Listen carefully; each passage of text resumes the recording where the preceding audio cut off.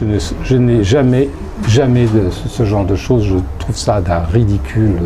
Et je trouve ça même prétentieux, ces écrivains qui parlent de douleur, de l'enfantement, de la fleur. Je n'ai pas de problème comme ça. Je ne prends presque jamais de notes. Tout s'inscrit dans ma tête, tout évolue dans ma tête. Et quand je commence à écrire, j'appelle ça un premier brouillon. Les viticoles disent que c'est un mou. Et puis voilà, je fais un premier brouillon, je laisse vivre et ensuite j'en fais un deuxième, troisième, jusqu'à ce que je considère que le texte ne s'appelle plus brouillon.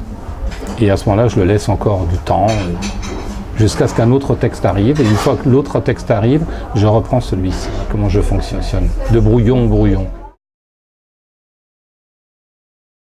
Je déteste les cimetières. Parce que la mort est une chose qui ne laisse pas de trace.